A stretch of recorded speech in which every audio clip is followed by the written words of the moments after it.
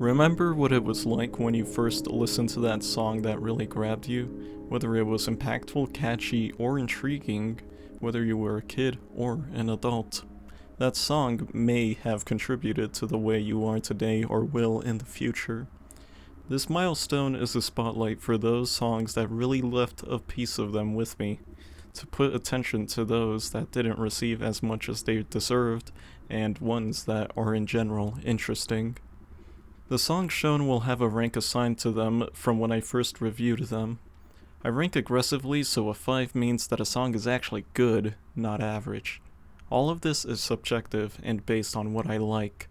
I will also be mentioning composers, OSTs, and other songs for various reasons at the end.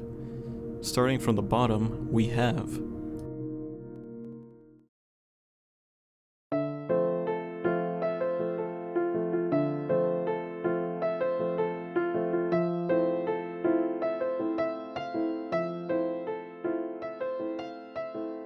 If I ever had to choose what I think is the most underrated soundtrack of all time in proportion to its size, it would be Roblox. Their free music library is consistently good and their original music even more so. This song really stuck with me with just how high quality it was. A smooth jazz lounge aesthetic was the last thing I expected. It's unfortunate about what's going on with them recently. I hope that the events that are happening lead to better changes in child safety in the video game community.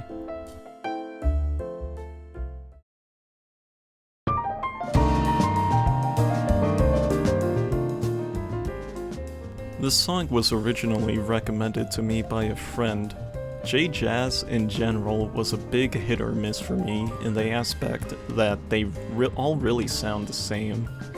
They usually sound consistently good, but it really feels bland after a few listens. This song, and many other songs in the album, go against this and sound so bright and serene while having that variation that I love so much.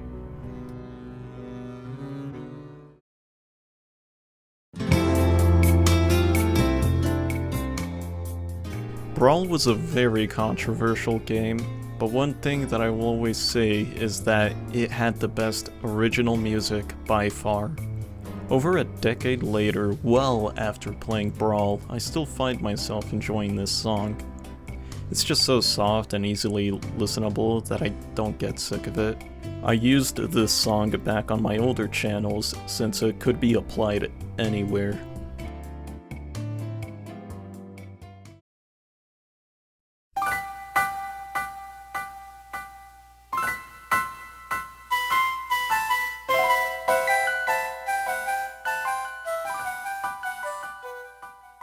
They don't make Pokemon music like they used to. Hell, they barely even make Pokemon games correctly anymore. Nintendo games feel like it has forced passion into many of their IPs, Super Mario Wonder being a big one. When you play their older games, despite the rough edges it might have, you can feel the determination to make a greater game. This melody of nostalgia into a burst of an upbeat adventure really symbolizes the feelings of playing these games as a kid.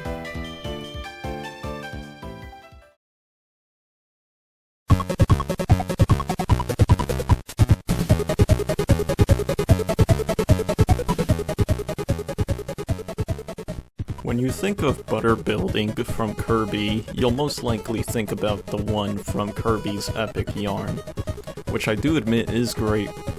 Something about the old crunchy and genuine feel that the NES gives is unbeatable for me. That melody in the middle of the song scratches my brain so perfectly that I can't get enough of it.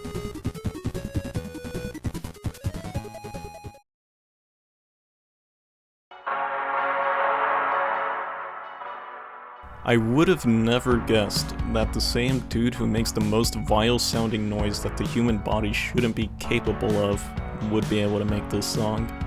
This song has depth, a story, and isn't about love or how successful he is. The inability to take on your own mistakes and have your judgment clouded, only to fully realize those issues when the damage is already done, is such a real thing that I admire about this song.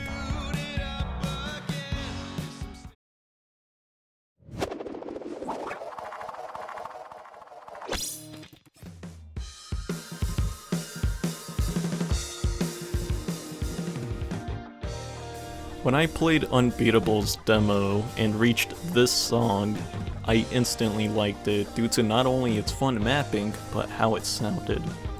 When I looked into its lyrics, I got to see someone who isn't just saying to smile and be yourself. It shows the reality of what you have to scale in order to feel like yourself again. To at least pretend you can do it and push through being afraid and letting out your own voice. Once that has been reached, it's only just the start of great things to come.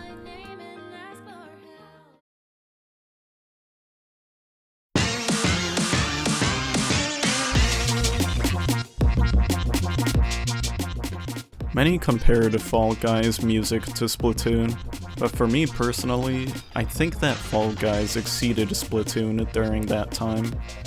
There was such a fun and authentic feel to this song that I can't find anywhere else in Splatoon.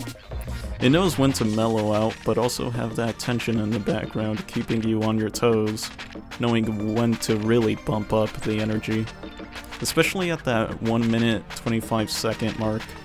It's never overbearing or trying to do too much, it just captures what you're feeling in that moment in the most perfect way possible.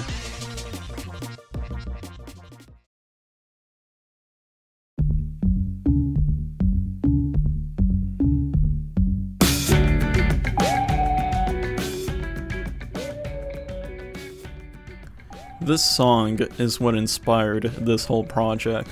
It's so criminally underrated and old that I spent the past 2 years drafting on what would eventually become this whole series.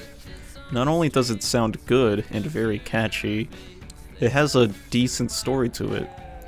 The weight of day-to-day life in a soul-crushing job erodes the protagonists internally. They grow envious of not only the higher-ups who earn more money while writing on their work, but kids as well. Jealous of how carefree they are and how they face their problems with a smile. This song is 13 years old, and I found it around 5 years ago when it had less than 10,000 listens on SoundCloud.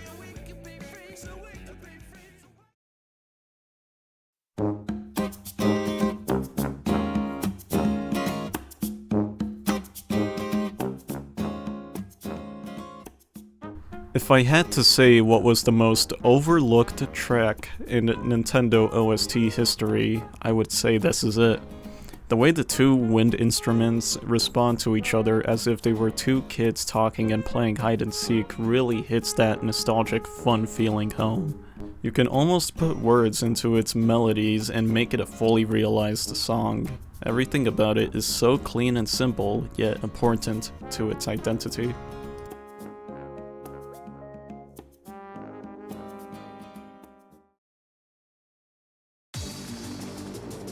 Oftentimes, I see composers add too much to really sell a theme or feeling to their music in predictable and uninteresting ways. However, when it comes to DM Takuro, I think he really nailed a near-perfect balance for that issue. When this song reaches its breakdown segment, the synths come in hard, and just when you think it's going to let off the gas, it goes higher on the synths to add a more dramatic feel, as well as more intensity to the background choir rather than putting emphasis in percussion. It subverted my expectations in all the right ways. The theme of Providence is great and does well in a different way, but small bits start to feel ever so slightly flat and drag. Overall, I like Unholy Ambush more.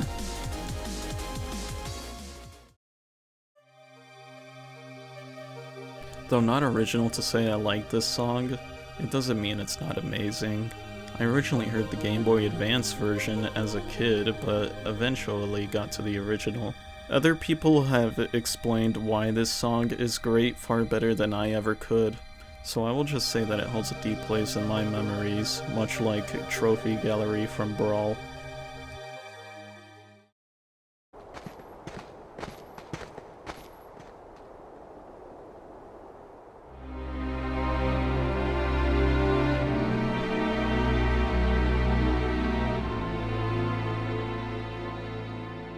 Kingdom Hearts is a weird franchise, but one thing is always clear.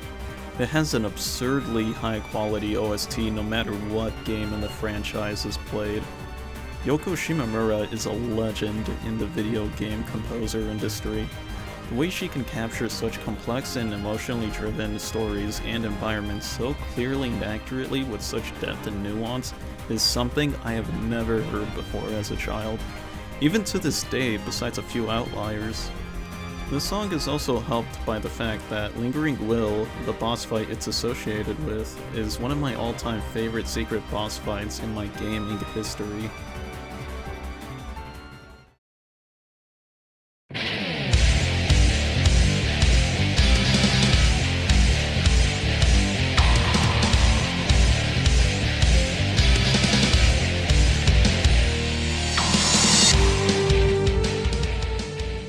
Budokai Tenkaichi 3, in my opinion, has one of the most perfect fitting video game OSTs I have ever heard in my life. Menace is one of the best representations of a character in Dragon Ball history, and across all of its media.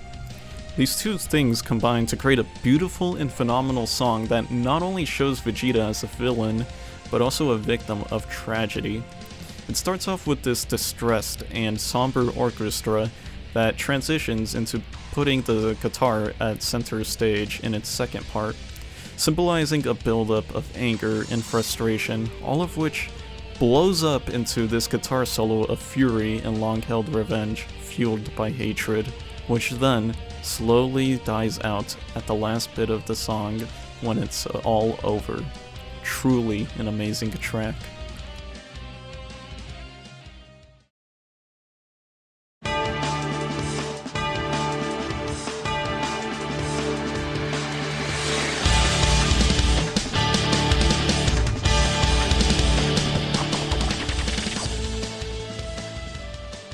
If I had to choose my favorite song from the entire Budokai Tenkaichi 3 OST, it would be Edge of Spirit. This song was a big inspiration for me to choose violin as my main instrument of choice to play. A comment I found really put into words what I really loved about this song. It says, "It's amazing how this song at the same time conveys hopelessness, like you're almost accepting your death, but at the same time, the feeling of not giving up even if the odds are against you and pushing your limits." I really recommend giving Budokai Tenkaichi 3 OST a listen, even if you're not a fan of the Dragon Ball franchise.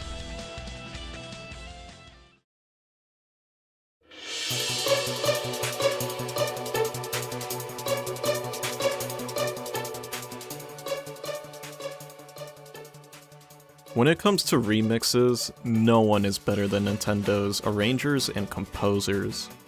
This song is the biggest reason why I still play the violin as a hobby. I somewhat clearly remember my first time ever hearing this song when playing on the Wii. It's so beautifully melancholic that it sometimes almost actually makes me tear up when I listen to it too hard. You'd expect a song so orchestral to not have such a cool and heavy percussion to it as well, but when you listen to it closely, you'll be surprised by how fast, strong, and complex it is. Every aspect of this song is just so filled to the brim with hope and passion to become something greater that it's hard for me not to smile. I have been playing this song for years on my violin, and I still haven't gotten sick of it.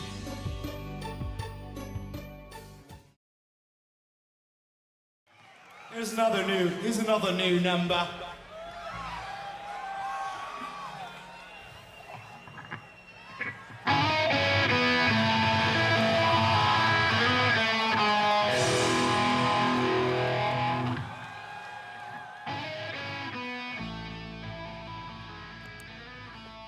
This live performance of Transdermal Celebration in Chicago '07 is one of the best alternative rock songs that I will hear for many years of my life.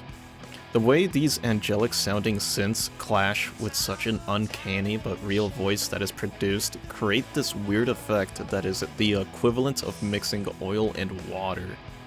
In order to do that, it needs that medium, which the bass, percussion, and guitar are. The whole song is already amazing, however, the guitar solo is what truly elevates this song to another level. Everything about it is so unique and filled with nuance that I don't feel as if I qualify to talk about it as in-depth as I would like to. Its story is very abstract and up to interpretation. The words sung do sound nice regardless though. Steven Hillenburg really did have great taste in bands, and I'm glad he was able to make it a part of my childhood.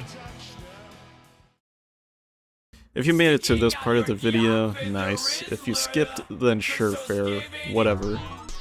The songs after this point are really just stuff I found that either didn't fit properly into the main parts, but feel the need to be mentioned. I legitimately could not find this song anywhere 8 years ago when iDubbbz first released this video.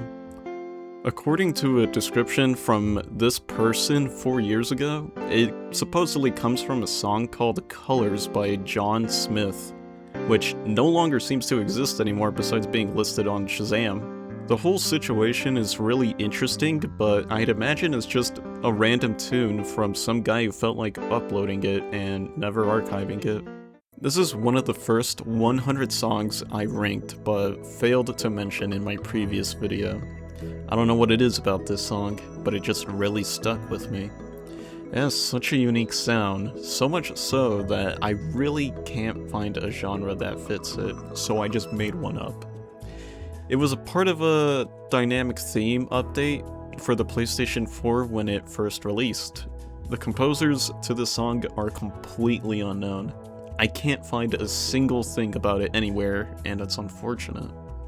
I have been legitimately thinking about contacting Sony about who composed them. Unfortunately, I doubt I can get anything out of it due to its site needing an organization to be filled out in its media inquiry tab. I will try it at least once though, eventually. The song just randomly appeared on SoundCloud and was banging for absolutely no reason. Apparently, this game was played by Game Grumps on Steam Train, something I haven't heard of in many years. Out of all things, it's a dating sim. The rest of the OST is normal dating sim music, besides the high effort but at the end of the day, weird intro. I just find the whole thing funny, honestly. Have you ever heard a shitpost song so high effort that you get confused by how you're supposed to feel about it? Yeah, this is it. I wanted to put this song in the main list, but I felt that it wasn't necessary. It's an amazing and unique song, especially with that bass solo in the middle of it. I just wanted to mention it because I like Poltergeist. Not just by its theme, but as a boss itself. If you somehow haven't played, or even heard of Calamity, check it out. C418's later music is often not really talked about as much as his other stuff within Minecraft. Axolotl is one of my favorite modern Minecraft songs to come out of his last few added tracks before he left. As per usual, everything about it is so atmospheric and nails the impression that it tries to give in nearly every way. It's unfortunate it only really plays when in water for long periods of time. Another song I forgot to mention in my previous milestone video is Alpha. If I had to say what is the most underrated song in all of Minecraft, that would be it. As the top comment says, it really is just a love letter to Minecraft. Unfortunately, it only plays during the credits, which everyone skips. So either you heard it once and then never again, or none of it. And that's upsetting to think about because it's such a passionate song and it really captures the sense of journey that led you to that moment. This song was an absolute pain in the ass to find in the entirety of this project's history. I think I spent around 7 hours total locating it. I first heard it in a Roblox Friday Night Funkin' game with some Toho characters playing instruments on a stage.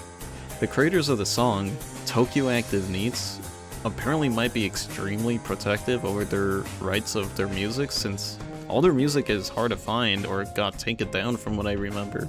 I'm not a Toho fan, by the way, I just think the song is good. Guntrail's OST for some reason kept popping up in my SoundCloud mixes, and I thought it was good enough for me to wishlist the game. The songs all kind of sound the same.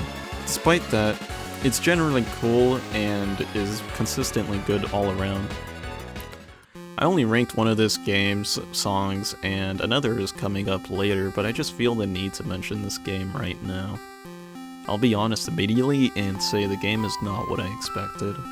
Not in a good way, mind you. Its music got me interested enough to look into it, yet the consistency and pacing of the dialogue in this game is about as consistent as a Homestuck fan's mental health who regulars 4chan.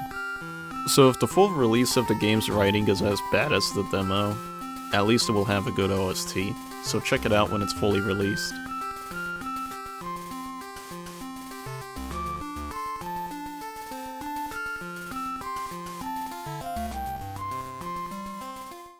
Jump Monk is another indie band that I feel deserved way more attention. Apparently, when I first started the concept of this whole project, Jump Monk decided to release a new album after a 4-year hiatus.